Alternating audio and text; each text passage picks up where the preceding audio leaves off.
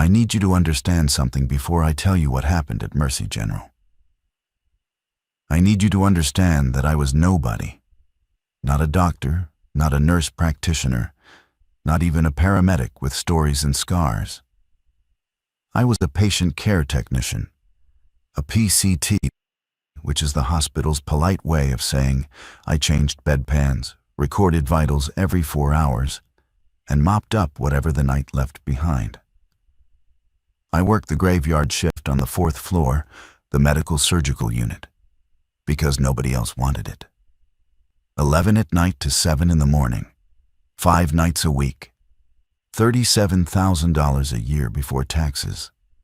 I'm telling you this because when people hear hospital workers survived an outbreak, they imagine someone in scrubs barking orders in a trauma bay. That wasn't me. I was the guy with the blood pressure cuff and the squeaky sneakers, walking dark hallways while the world slept. And I need you to know that, so the rest of this makes sense. My name is Ethan Marsh. I was 29 years old that October. Mercy General sat on the eastern edge of a mid-sized city in Ohio, a city I won't name because some of the families are still dealing with what happened, and they've been through enough. The hospital was old, built in the 1970s, renovated twice, and still smelling like adhesive tile and recycled air no matter how many times the maintenance crew ran the ventilation. The 4th floor had 42 beds split into 2 wings, east and west. East was post-surgical recovery. West was general medicine. Pneumonia, diabetic crises. The elderly who came in dehydrated and confused. I floated between both, but West was my home base. That's where my charge nurse worked. Her name was Gloria Reeves. Gloria was 54, built like a vault door, and had been running night shift on 4 West for 11 years. She didn't raise her voice. She never needed to. When Gloria told you a patient needed repositioning, you repositioned the patient. When she said a new admit was coming up from the ER and the bed in 412 needed to be turned over in 6 minutes, you turned it over in 5. I respected her more than anyone I'd ever worked for. And I think she respected me too, though she showed it mostly by giving me the harder assignments and expecting me to handle them without complaint. The night everything changed was a Wednesday, October 15th. I clocked in at 10:47, 13 minutes early, the way I always did. The outgoing day shift PCT, a woman named Dinah, handed me the census sheet and told me it was a light night. 31 patients across both wings, no one critically unstable.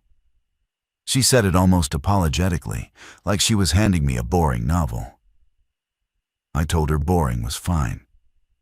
She laughed. I never saw Dana again. By 11:15, I'd already started my first round. Vitals on every patient, blood pressure, pulse, oxygen saturation, temperature. It was mechanical work, and I liked the rhythm of it. Room to room. Knock softly. Announce yourself. Wrap the cuff. Wait for the numbers. Chart it on the mobile terminal. Move on. Most patients were asleep. A few were watching television with the volume low. Mr. Alderman in 408 asked me for ice water. Mrs. Chen in 414 wanted an extra blanket. These were the small kindnesses of the night shift. The requests that made you feel useful without making you feel afraid. It was 11:52 when Gloria pulled me into the nursing station. She had the desk phone pressed to her ear and her reading glasses pushed up on her forehead, which she only did when something irritated her. She held up one finger. Wait.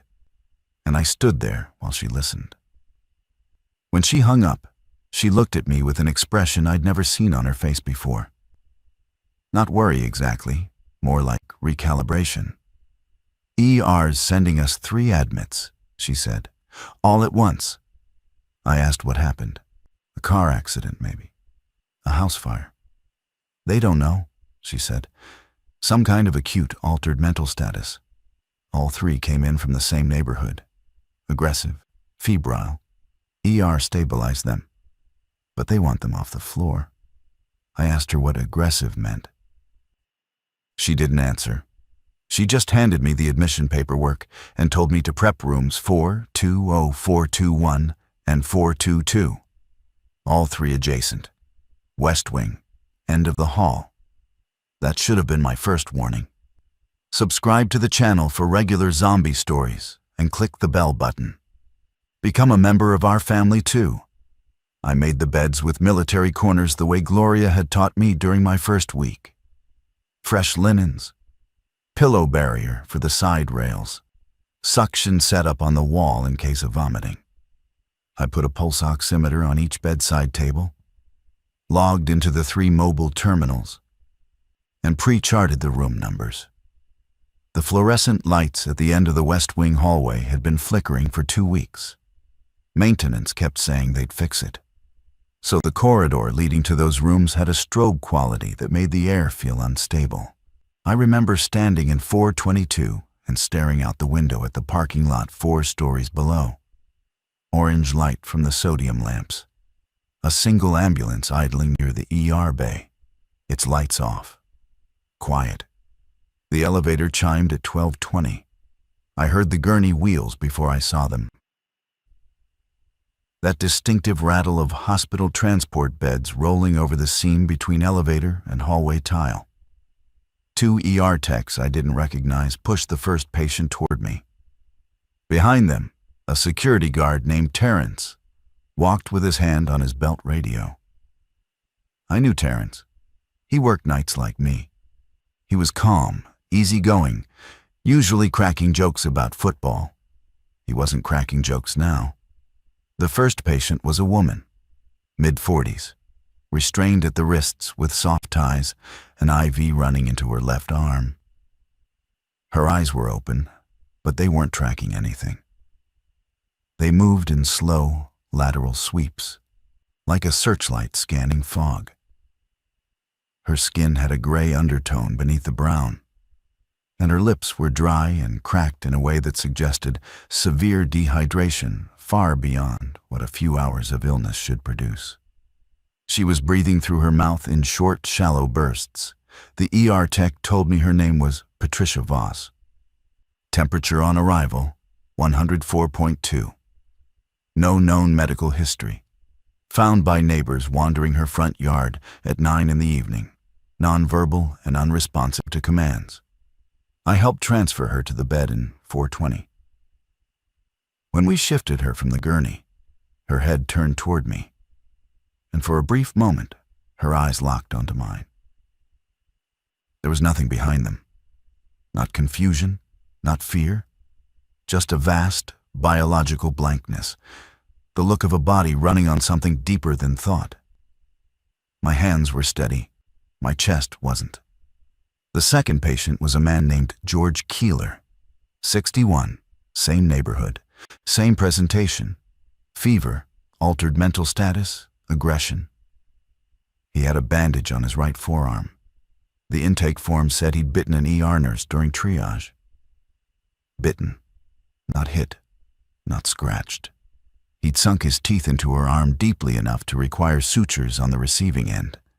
He was sedated now, breathing in thick, wet pulls, his fingers twitching against the mattress in a rhythm that didn't match his heart rate. Room 421. The third patient was the youngest, a 19-year-old named Marcus Webb. He was the one who frightened me, not because he was aggressive. He was motionless, nearly catatonic, but because of what the ER tech whispered to me as we positioned him in 422. "This kid was normal 6 hours ago," she said. "His mom said he was eating dinner, complained of a headache. Went to lie down. She found him in the hallway on his hands and knees growling." I asked her what she meant by growling. "I mean growling," she said. "Like an animal." Terrence stood in the doorway the entire time we settled Marcus. When I finished, I walked into the hallway, and Terrence fell into step beside me. He was quiet for a few paces. Then he said something I've replayed in my mind every night since. 3 people from the same block, he said. All sick the same way. All tonight. I told him maybe it was environmental. Carbon monoxide, contaminated water. He shook his head. I brought up 4 patients last month with the same look. Nobody talked about it. They got transferred out after 48 hours. I don't know where. Gloria was waiting for us at the nursing station. She assigned me to monitor the 3 new admits every 30 minutes instead of every 4 hours. Vital signs, neurological status, responsiveness checks. She said it calmly, but she locked the medication cart twice before she was satisfied with the latch. The hallway lights at the end of West Wing flickered again. None of us mentioned it. My first 30-minute check on the new admits was at 12:55. Patricia Voss in 420, unchanged. Eyes open, scanning, unresponsive to verbal prompts. I said her name. I squeezed her hand. Nothing registered. Her temperature had dropped half a degree to 103.7, which was technically an improvement, but her oxygen saturation had slipped to 91%. I adjusted her nasal cannula and increased the flow to 3 liters. Her jaw moved slightly, a grinding motion, molars against molars, and I noted it in the chart as bruxism. George Keeler in 421, sedation holding. His vitals were stable, but his skin had taken on the same ashen undertone as Patricia's, visible even under the warm overhead light. The bandage on his forearm was spotted with fresh drainage. I didn't unwrap it. That was a nursing task, and I wasn't going to cross scope at 1 in the morning with no backup. Marcus Webb in 422 was the problem. When I entered his room, he was sitting up, not propped against pillows, sitting upright on the edge of the bed, legs dangling, hands flat on the mattress on either side of his thighs. His IV line was taut, nearly pulled from the pole.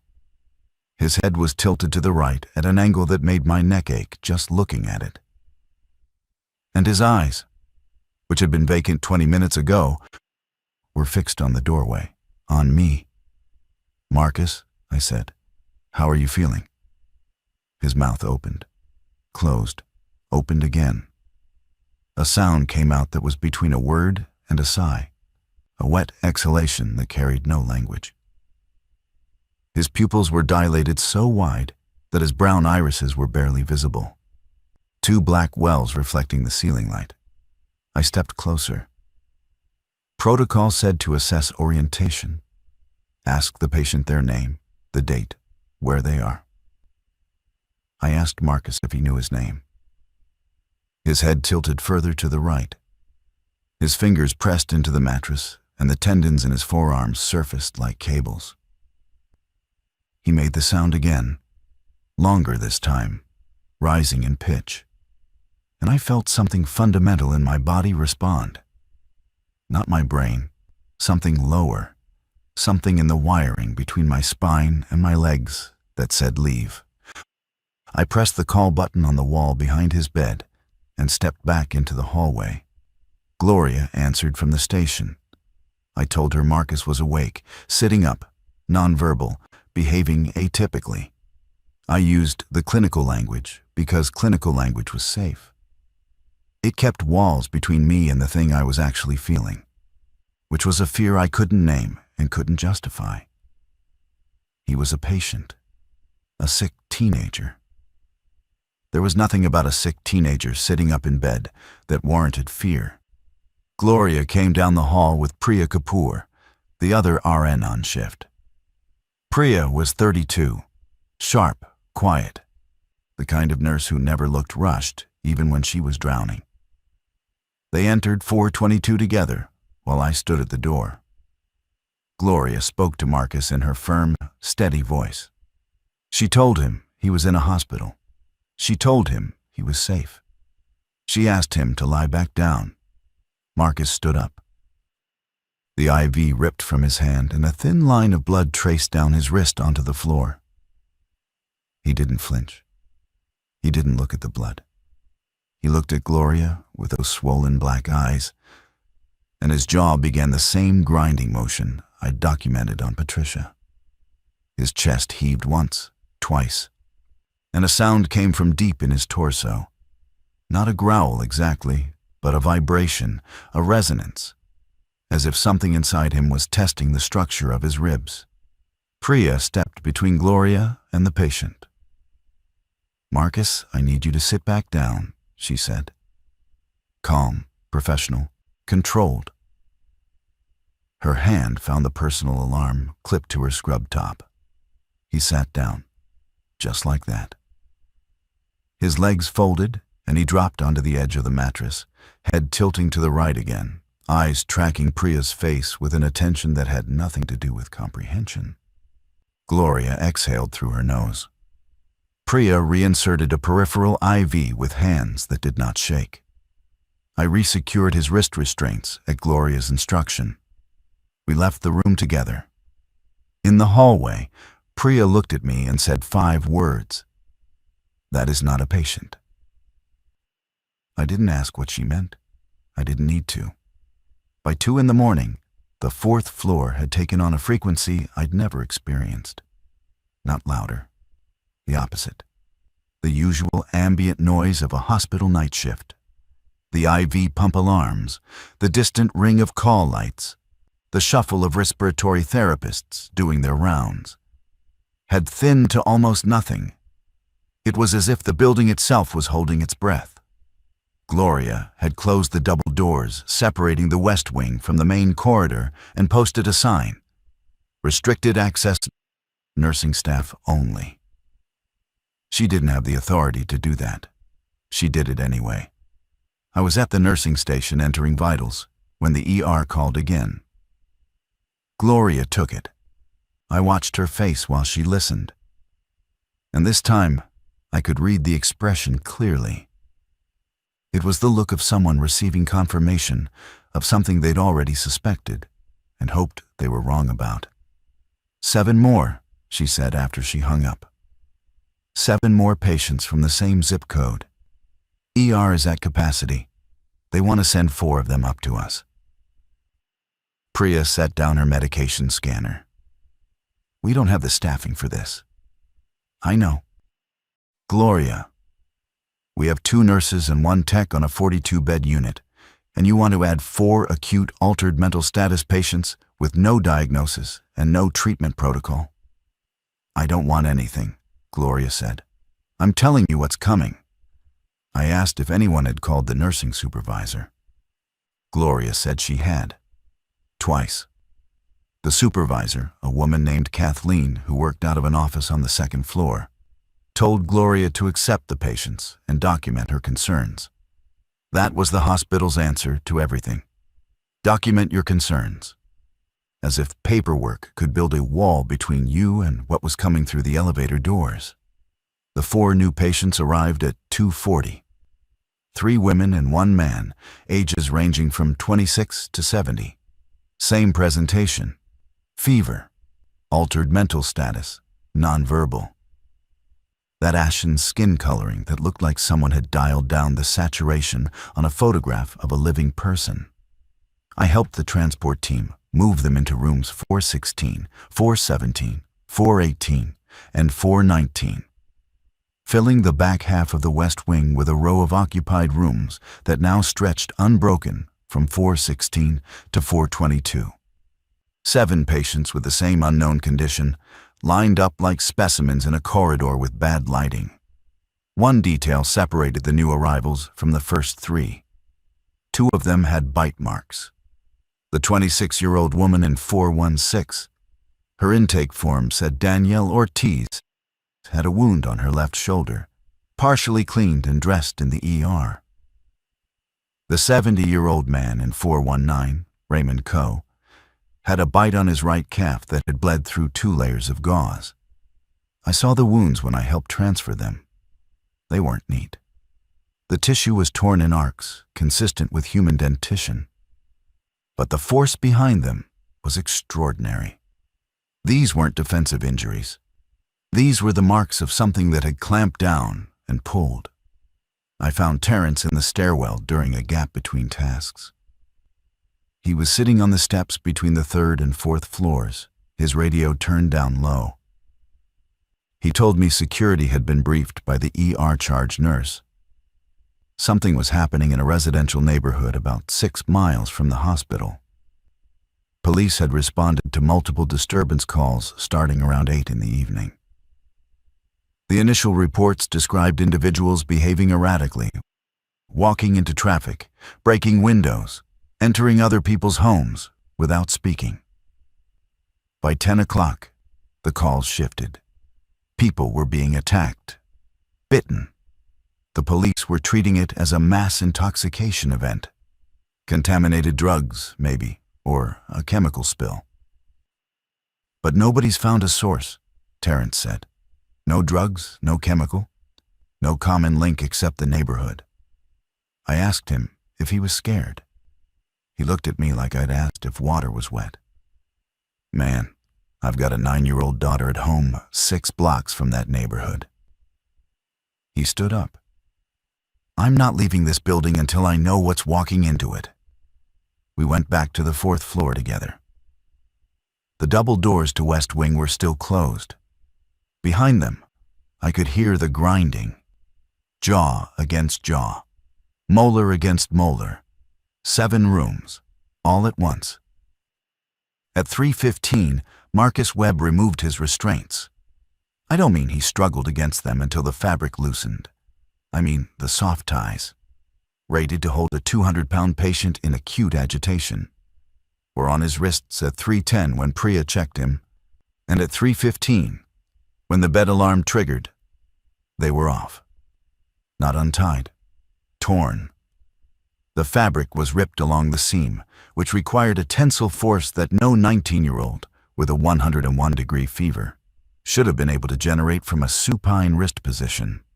Priya showed me the torn ties later, and I could see the threads where they'd separated.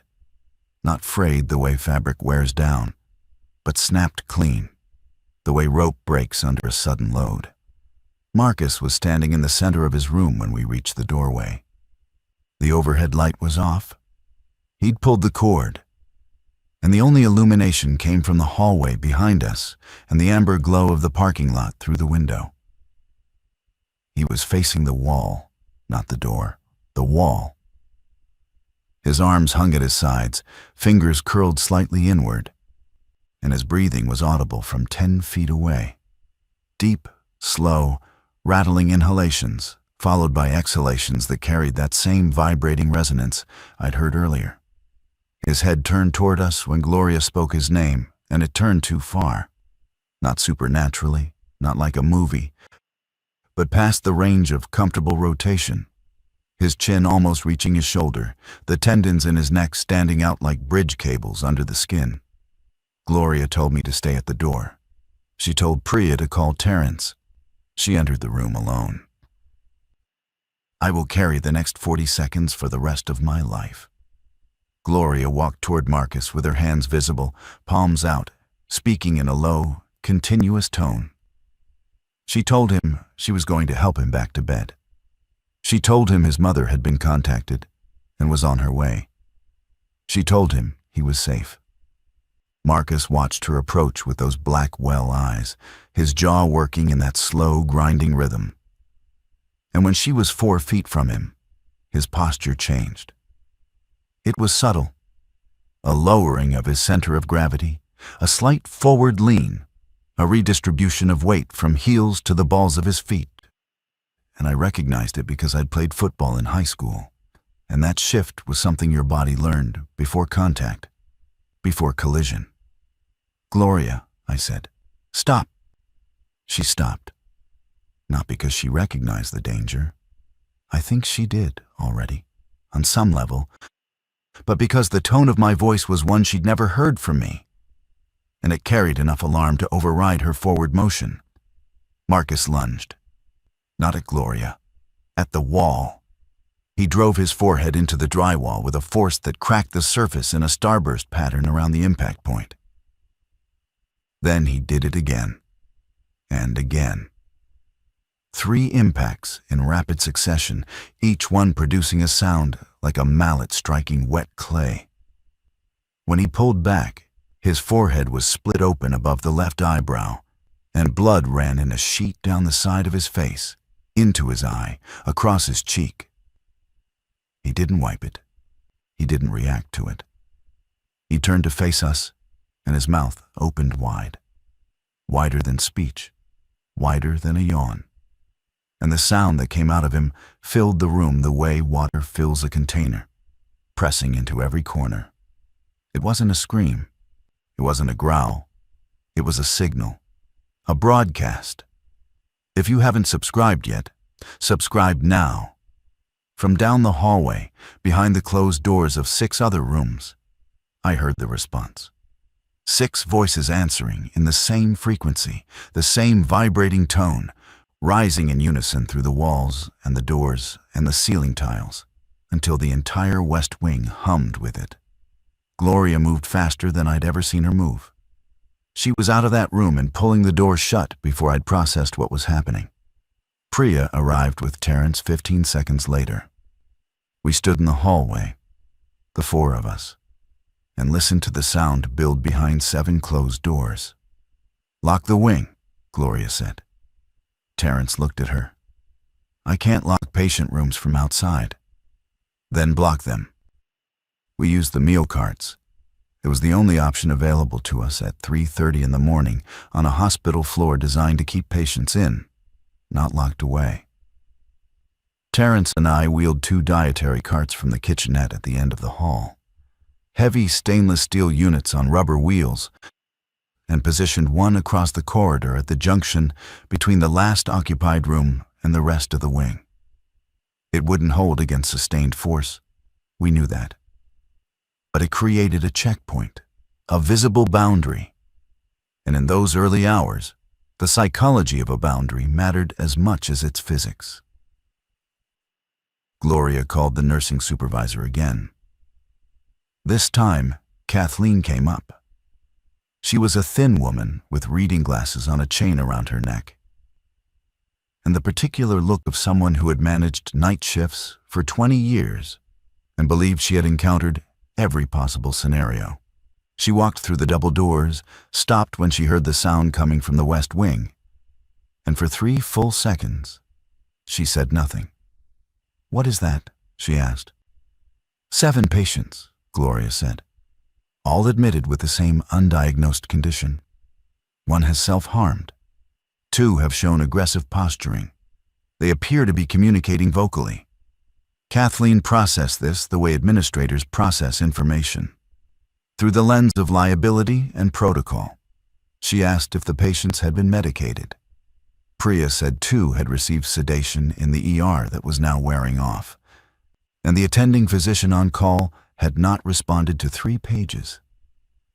Kathleen asked if we'd contacted the infectious disease team. Gloria said the infectious disease team consisted of 1 physician who was not in the hospital and whose answering service had taken a message 90 minutes ago. "We need to move the other patients off this floor," I said. Everyone looked at me.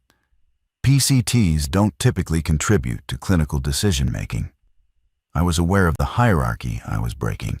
I broke it anyway. "There are 24 other patients on this floor," I said. "Whatever's happening in those 7 rooms is escalating. If one of them gets through that door, they're in a hallway with people who can't get out of bed." Kathleen started to respond.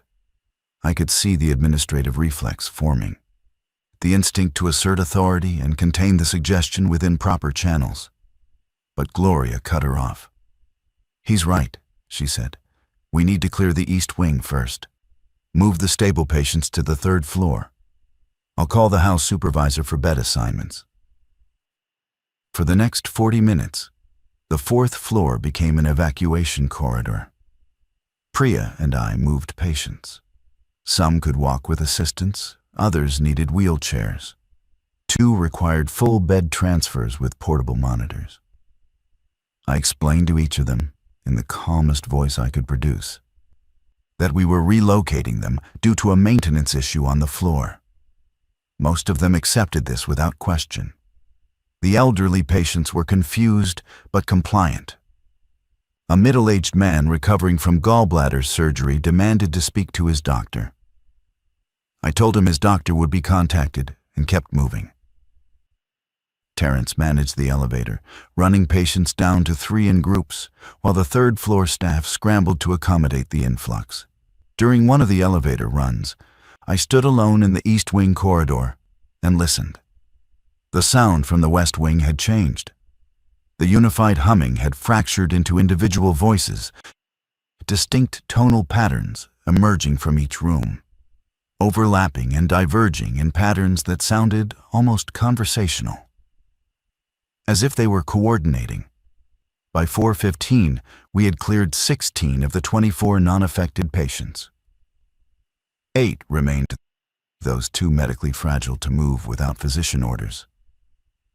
Gloria had reached the on-call attending, a resident named Dr. Singh, who was handling a code on the 2nd floor and promised to come up when he could. The infectious disease physician had not called back. The ER was no longer answering the 4th floor line. I found Priya in the medication room, drawing up syringes of lorazepam. Her hands were steady, but her jaw was set in a way that told me she was holding herself together through professional discipline alone. "How many of those are you making?" I asked.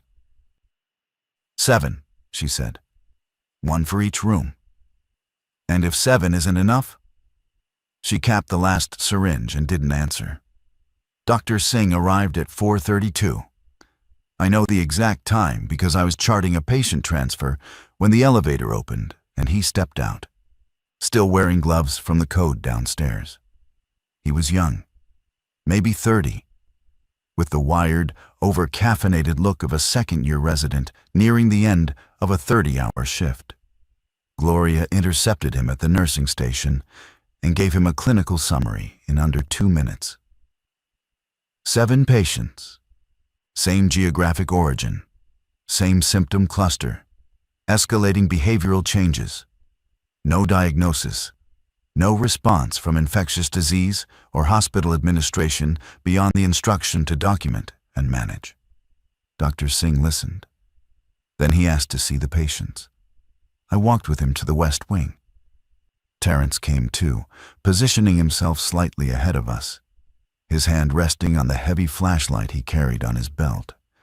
Not a weapon technically, but Terrence and I both knew what a 3-pound aluminum flashlight could do if the situation required it. We moved the meal cart aside and approached room 420 first.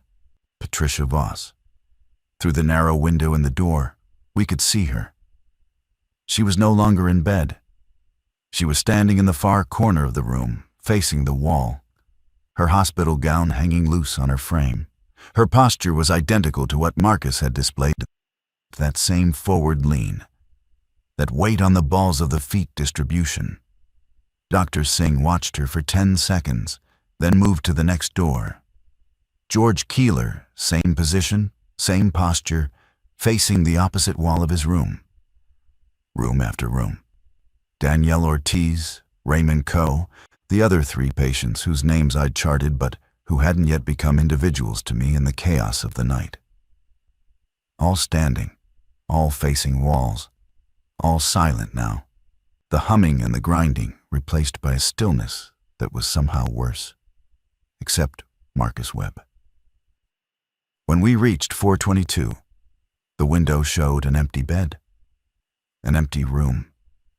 For one disoriented second, I thought he'd been transferred without my knowledge. Then Dr. Singh pointed. Marcus was on the ceiling. Not literally, but close enough to make my mind stutter.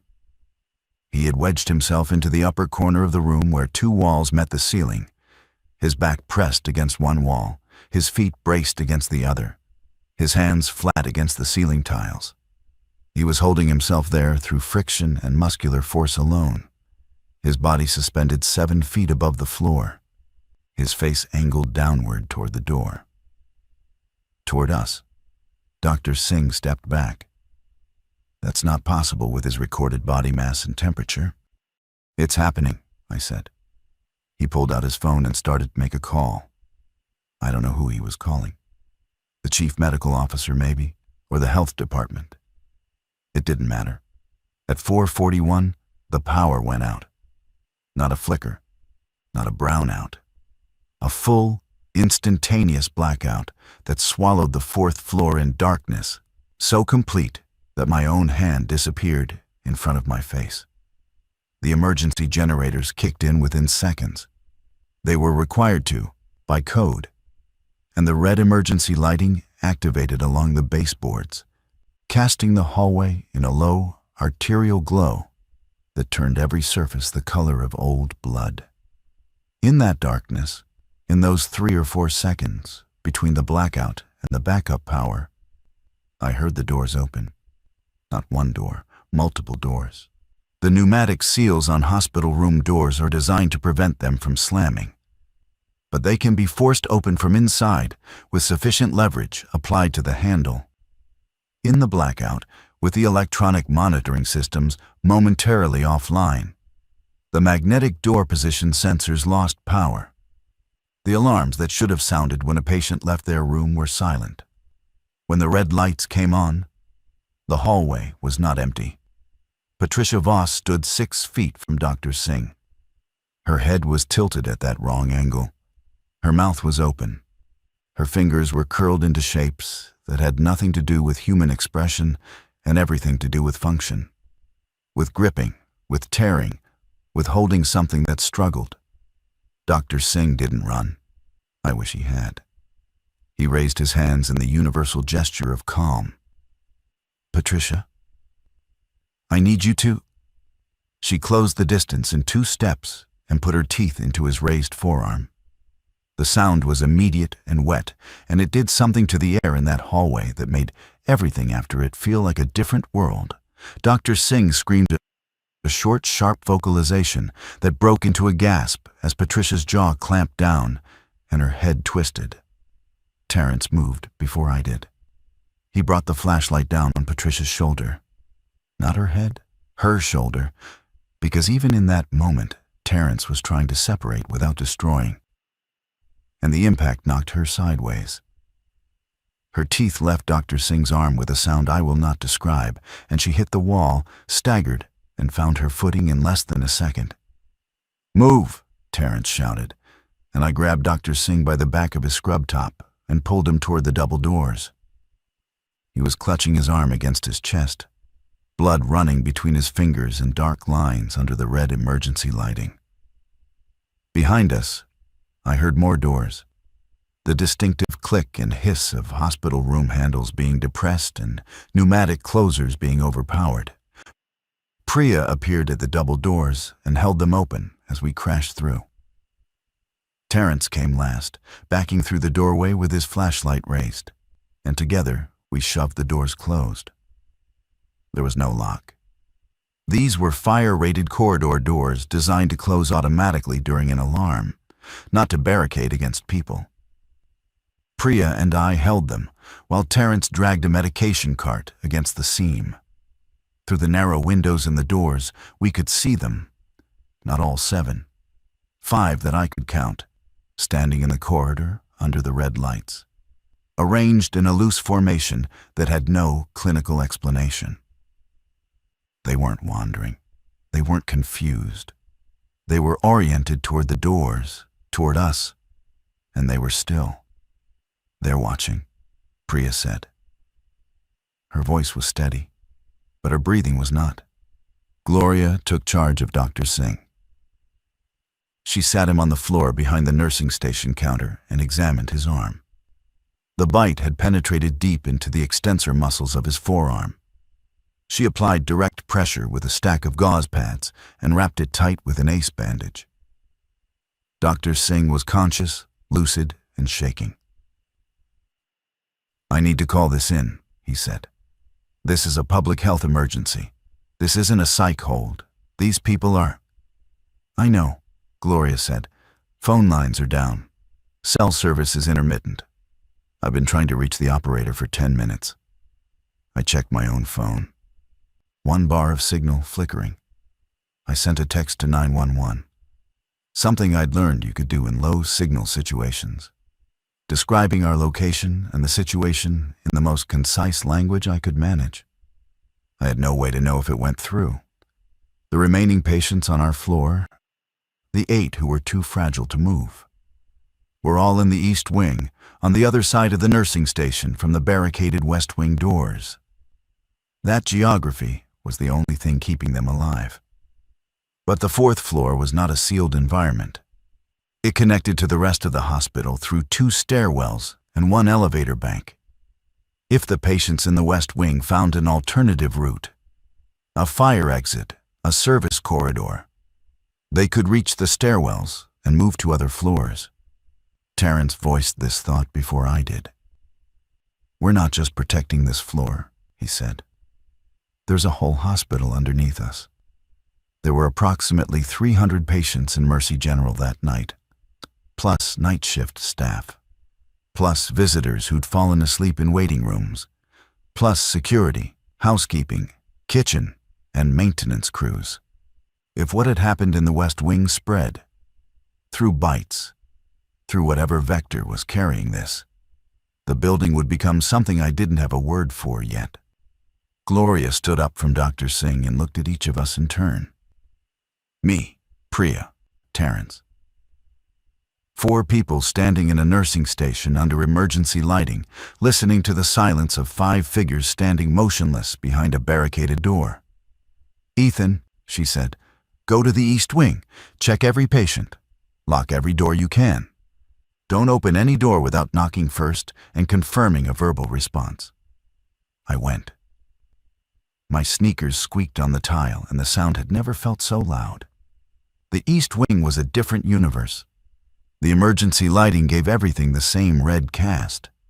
But the silence here was the kind produced by sleeping patients behind closed doors, not by things standing in corridors. I moved room by room, following Gloria's instructions. Knock, call out, wait for a voice. I started with 401, Mr. Alderman, the man who'd asked me for ice water a lifetime ago. He answered on the second knock, confused and irritated, wanting to know why the lights were strange and whether anyone was going to tell him what was happening. I told him there was a power issue and that he should stay in his room. He accepted this because he was 73 years old and had spent 40 years trusting hospitals. I closed his door and moved on, room by room. Mrs. Chen was asleep and woke when I knocked, groggy and disoriented. The post-surgical patient in 405 had a morphine drip and barely acknowledged me. By the time I reached 407, I had established that 5 of the 8 remaining patients were responsive, alert, and physically in their beds. The 6th, a woman in 409 recovering from a stroke, was nonverbal but had squeezed my hand when I asked her to, which was enough. Rooms 410 and 411 were the problem. Room 410 held a patient named Bernard Hicks, 81 years old, admitted 3 days earlier with congestive heart failure. When I knocked, there was no answer. I knocked again, louder.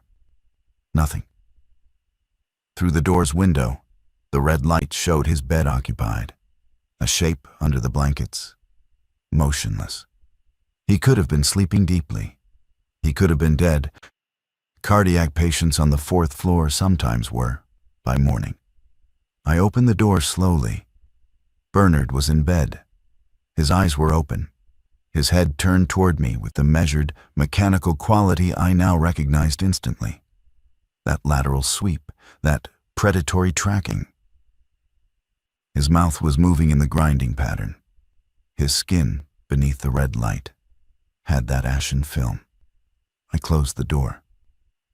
My hand lingered on the handle for a moment, while my brain tried to reconcile what I'd seen with the logical framework I'd spent the entire night trying to maintain.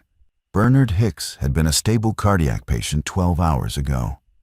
He hadn't come from the neighborhood. He hadn't been bitten. He hadn't had contact with any of the West Wing patients. His room was on the opposite side of the floor. Whatever this was, it wasn't limited to bites. It wasn't limited to a zip code. It was in the building, Room 411 was empty.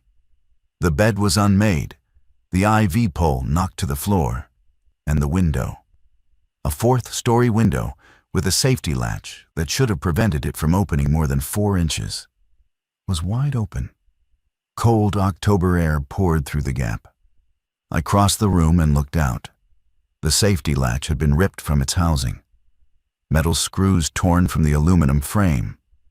Below, 4 stories down, the parking lot was lit in orange sodium light, and I could see a shape on the asphalt that I refused to examine closely. The patient in 411 had gone through the window. I returned to the nursing station at a pace I could no longer call walking. I told Gloria about Bernard Hicks. I told her about 411. Her expression did not change. She had progressed beyond the territory where new information could alter her emotional state. She was operating now in the space beyond fear, the functional zone where experienced nurses go when the situation exceeds every protocol and the only remaining option is to act. "We've lost containment," she said. Not to me specifically, to the room, to the situation, to whatever part of herself still needed to hear the assessment spoken aloud in order to make it real. Dr. Singh was sitting against the wall with his eyes closed, his bandaged arm cradled in his lap. His breathing was faster than it should have been. His skin, I noticed, had begun to change. That same subtle shift in undertone, as if the pigment beneath the surface was being slowly drained. I didn't say anything. I looked at Priya, and I could tell she'd noticed it too. The clock on the wall read 5:08. Dawn was 90 minutes away. Dr. Singh turned at 5:24. There was no dramatic moment, no convulsion, no cinematic transformation. 1 minute, he was sitting against the wall, breathing fast and shallow, eyes closed, sweat on his forehead. The next, his breathing stopped. Just stopped, like someone had flipped a switch on his respiratory drive. Gloria, who had been monitoring him from across the station, stood up and moved toward him. I saw her reach for his wrist to check his pulse, and I said her name sharply. His eyes opened. They were black. Gloria pulled her hand back. Dr. Singh's head tracked her movement with that mechanical precision I now understood was the signature of the changed, not erratic, not confused, but locked on with the efficiency of a system that had stripped away every cognitive function except detection and pursuit. His mouth opened. The grinding began. "Back away," Terrence said from behind me. He had his flashlight in one hand and a fire extinguisher he'd pulled from the hallway bracket in the other. "Gloria, back away now." She did, slowly, without breaking eye contact. She moved around the nursing station counter and put it between herself and Dr. Singh. He stood fluidly, without using his hands, rising from seated to standing in a single motion that bypassed the normal sequence of human mechanics. One moment, he was on the floor. The next, he was upright. His head turned, scanning the station. 4 of us, 4 targets. His jaw worked. If you haven't subscribed yet, subscribe now. What happened next was a decision I made that I've questioned every day since, and will probably question until I die. I picked up the nearest heavy object. A desktop computer monitor, old and bulky, at least 15 pounds, and I threw it at him, not to injure, to redirect. It hit him in the chest and knocked him backward through the open doorway of the supply closet behind the station. Terrence was there in an instant, slamming the door and bracing his weight against it, while I dragged a filing cabinet in front of it. The door shuddered once from the inside. Twice. Then silence. We stood there, the 4 of us minus 1, breathing hard in the red-lit station. Dr. Singh was behind a closet door held shut by a filing cabinet, and I had just thrown a monitor at a physician who was, technically, still a patient. And the absurdity of that thought nearly made me laugh. I bit it back because I understood that laughter in that moment would be the first step toward a loss of control I couldn't afford. "We need to leave the floor," Priya said. She said it plainly, without urgency, the way you state a mathematical conclusion. "We can't protect the remaining patients. We can't treat what's happening. We don't have the resources, the staff, or the information. Every minute we stay here, someone else changes." "The patients in the East Wing," Gloria began. "Will die whether we're here or not," Priya said. "Bernard Hicks is already gone. The man in 411 went out a window. The 5 who are still lucid can walk, and we can take them with us. But we leave now, or we don't leave."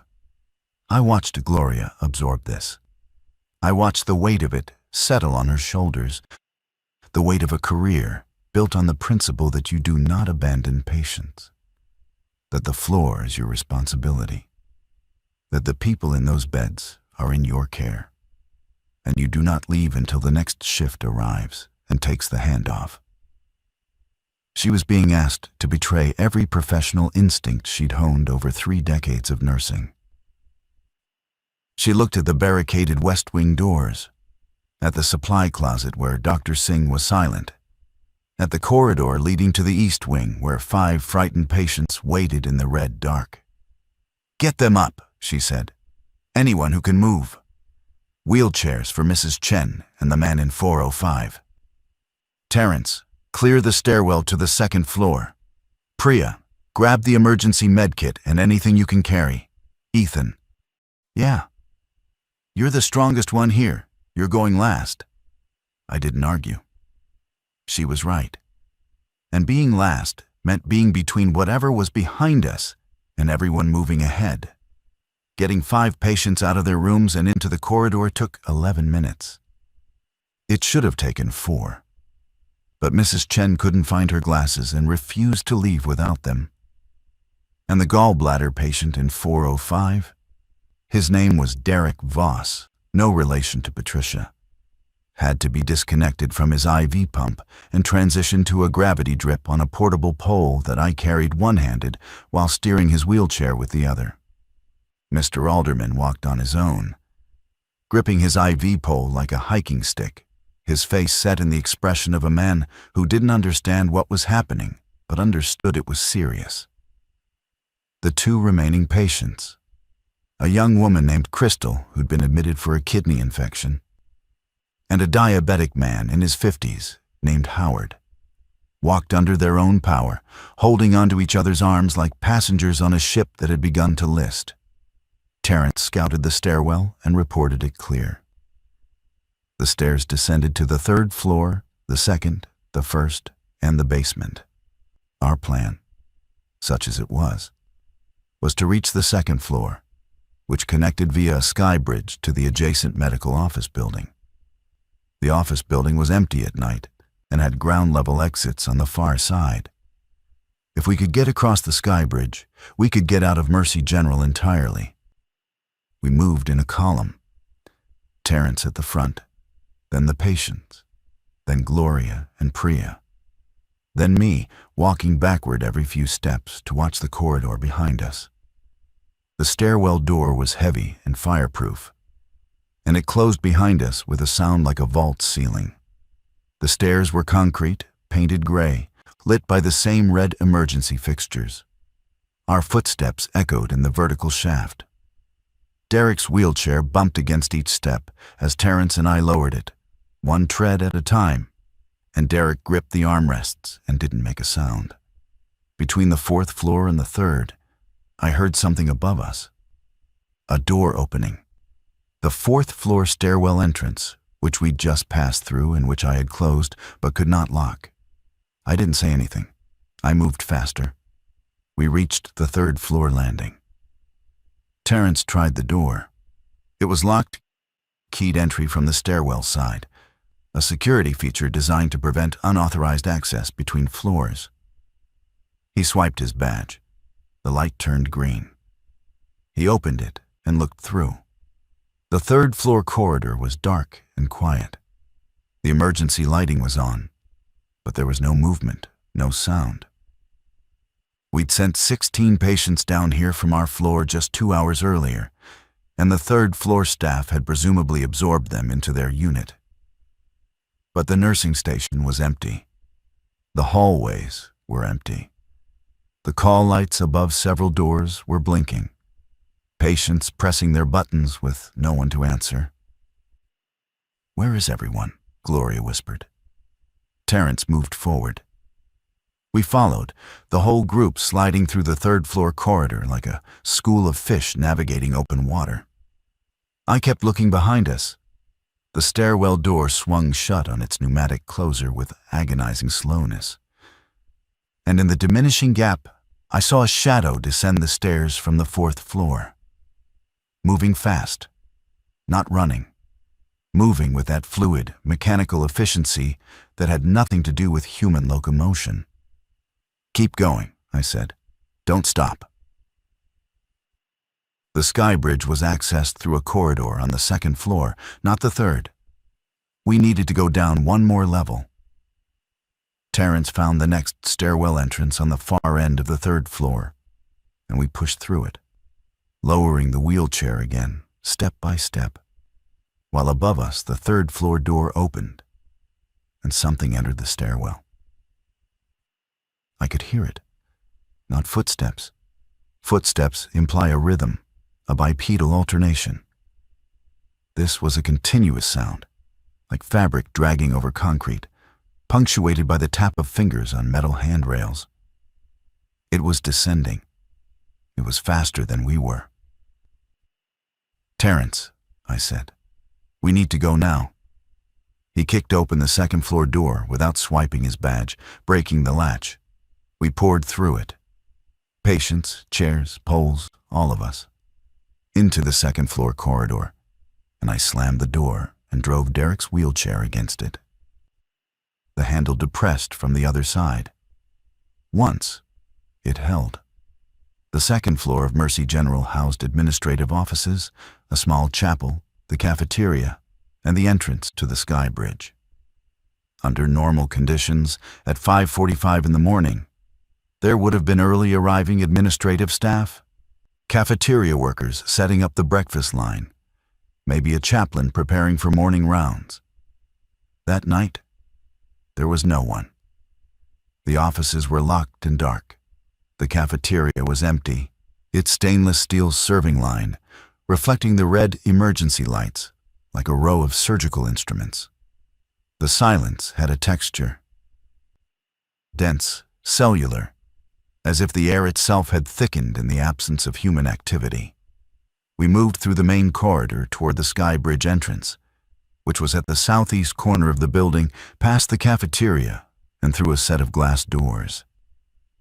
Terrence led. I pushed Derek. Priya walked beside Mrs. Chen's wheelchair, and Gloria kept pace with the ambulatory patients, her hand on Mr. Alderman's elbow when he stumbled on a threshold. Crystal, the young woman with the kidney infection, was the first of our group to speak in almost 20 minutes. "Are they following us?" she asked. She was looking at me. She was looking at me because I was at the back, and the back was where the answer to her question lived. "I don't know," I told her, "but we're moving faster than they are." This was not true. I had no idea how fast they were moving.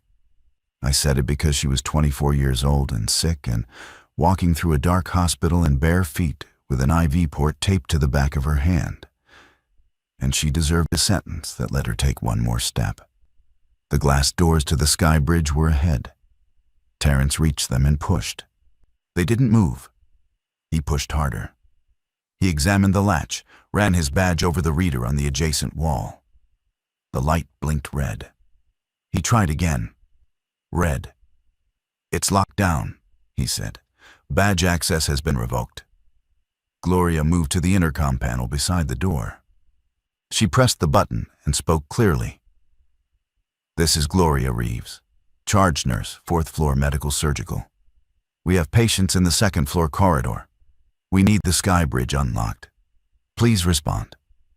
Static. Then nothing. I looked through the glass doors at the sky bridge itself.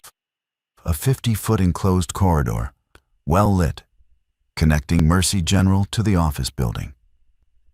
On the far side, through the opposite set of glass doors, I could see the darkened lobby of the medical office building. Freedom, ground-level exits, the parking lot, the street. It was right there, separated from us by 2 inches of tempered glass and an electronic lock that had decided we weren't authorized to survive. "Break it," Howard said. The diabetic man. His voice was rough and direct and carried the authority of someone who had stopped being a patient and started being a person with an opinion about not dying. Terrence looked at the glass. He looked at his flashlight. He looked at me. "Fire extinguisher," I said. I'd seen one in a wall bracket near the cafeteria entrance. I ran back for it, my sneakers screaming against the tile, grabbed the red cylinder, and sprinted back. The corridor behind me was still empty. I didn't trust it to stay that way. Terrence took the extinguisher. He positioned himself to the side of the glass door, not directly in front. A detail that told me he'd broken glass before, or at least understood the physics of shrapnel. He swung. The first impact starred the glass in a web of fractures, but didn't breach it. The second swing punched through, sending chunks of tempered glass cascading across the sky bridge floor in a crystalline waterfall. He cleared the remaining edges with controlled strikes, creating an opening large enough to walk through. Cold air rushed in, October wind funneling through the broken doorway, carrying the smell of rain and exhaust and the world outside the hospital. I had never loved a smell so much. "Go," Gloria said. "Everyone through. Now." They went. Mr. Alderman first, shuffling through the opening with care. Crystal next, then Howard. Priya pushed Mrs. Chen's wheelchair over the glass fragments, her shoes crunching on the debris. I lifted Derek's wheelchair through the gap.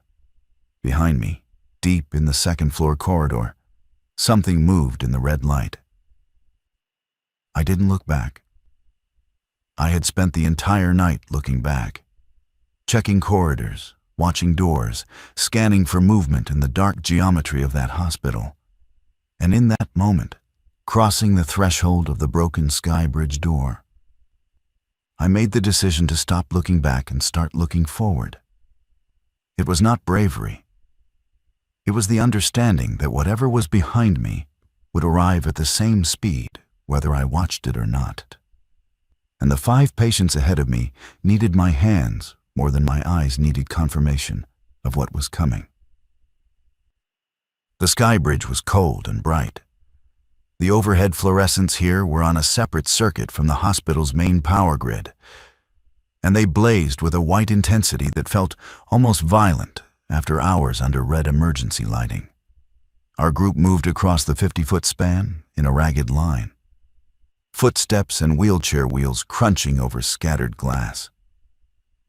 Through the windows on either side, I could see the hospital parking lot below. And what I saw changed my understanding of the night. There were people in the parking lot, dozens of them, not running, not fleeing, standing. Scattered across the asphalt in loose clusters, motionless under the sodium lights, their heads tilted at various angles, their postures carrying that same weighted, predatory distribution I'd observed in every patient who had turned. Some wore hospital gowns, others wore street clothes, jeans, jackets, uniforms. They had come from inside the hospital and from outside it. The outbreak had crossed the walls of Mercy General in both directions. The neighborhood had infected the hospital, and the hospital had returned the infection to the streets. One of them, a figure in a security uniform standing near the ER entrance, looked up at the sky bridge as we crossed. Its head tracked our movement the way a sensor tracks a signal. It didn't move toward us. It simply watched. And the watching was worse than pursuit, because it implied a patience that had no limit and a hunger that had no urgency. We reached the far end of the sky bridge. The glass doors into the medical office building were unlocked. They were designed to allow egress, not restrict it. And we pushed through into a dark lobby that smelled like carpet cleaner and printer toner. Normal smells. Office smells. I wanted to press my face into the carpet and breathe them in until my lungs forgot the smell of hospital air. Terrence found the ground-level exit. A side door opening onto a narrow access road on the east side of the building, away from the main parking lot. Dawn was breaking. Not the cinematic kind. Not a golden wave spreading across a grateful landscape, but the gray, reluctant kind. The Ohio October kind, where the darkness doesn't retreat so much as dilute, and the light that replaces it carries no warmth. Gloria counted heads. 5 patients, 4 staff, 9 people. She counted twice. The number didn't change, but I understood the compulsion. Counting was the last clinical act available to her, the last gesture of a career that had, in the span of 7 hours, been stripped of every tool and protocol and safety net it had ever depended on. Mr. Alderman sat on a bench outside the door and looked at the sky. "Is it over?" he asked. Nobody answered him. Not because we were cruel, because we didn't know. The hospital stood behind us, its upper floors visible above the tree line of the office building's landscaped perimeter. And from where we stood, I could see lights in some of the windows and darkness in others. And there was no way to tell which was which floors held the living, and which held what the living had become. Priya pulled out her phone. 3 bars. She dialed 911 and after 2 rings, reached a dispatcher. She spoke for 90 seconds, giving our location, the number of people in our group, and a clinical description of the outbreak that would later form the basis of the first official report filed about Mercy General's quarantine. The dispatcher told us to stay where we were. Do not approach the hospital. Do not approach anyone exhibiting unusual behavior. We sat on the curb, 9 people in hospital gowns and scrubs, and we waited for someone to come tell us what the night had made. The first responders arrived in waves. Police cruisers first, 3 of them, lights running but no sirens. They came down the access road at low speed and stopped 30 yards from our group, and the officers who stepped out did so, with their hands on their holsters and their eyes moving past us to the hospital building behind. They didn't approach immediately. They assessed. One of them spoke into a shoulder radio, and I caught fragments. Confirmed survivors. Ambulatory group.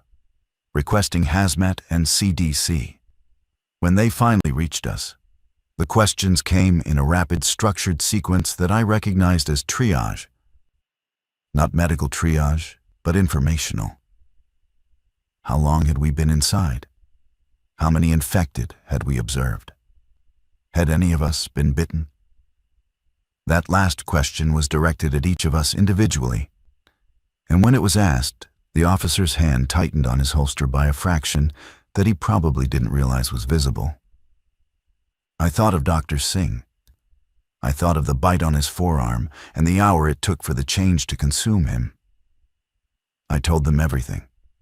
They separated us into 2 groups, patients and staff. An ambulance arrived for the patients.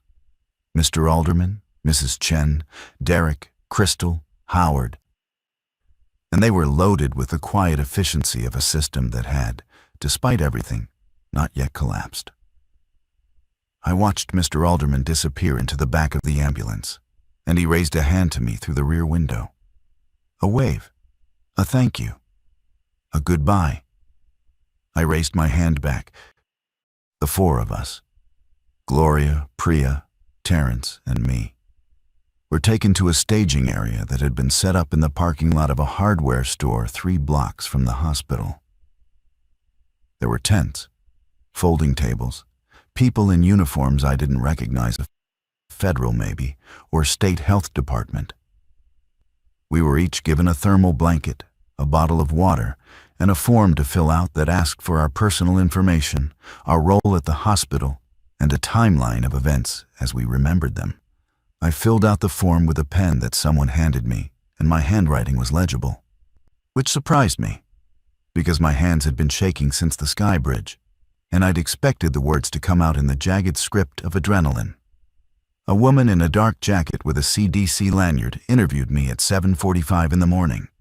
She recorded the conversation on a device she placed on the table between us. She asked me to describe the first patient I'd observed exhibiting symptoms. I told her about Patricia Voss. She asked me about the timeline of symptom progression. I described Marcus Webb's arc from catatonia to the ceiling. She asked me about Dr. Singh.